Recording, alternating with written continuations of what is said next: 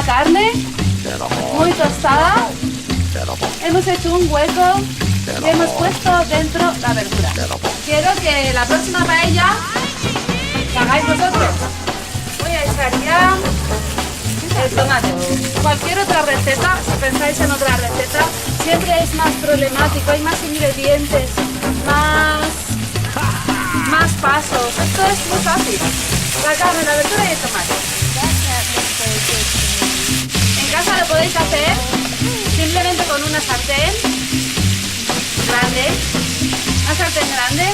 y ponéis la carne, podéis, si no cabe todo, ponéis primero la carne y quitáis la carne. Luego la verdura y quitáis la verdura. Luego el tomate y quitáis el tomate. Y cuando está todo frito, lo ponéis junto con el arroz del caldo.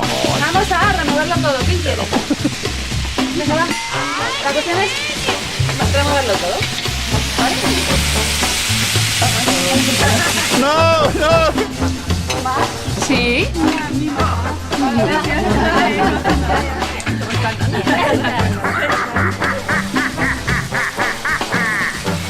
Sabemos que hay que poner el doble de agua que de arroz, ¿no? Yo sé que esto vale para 10 personas.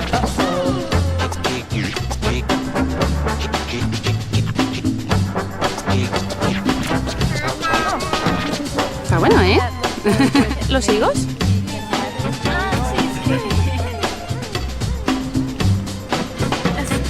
Fallen. Fallen.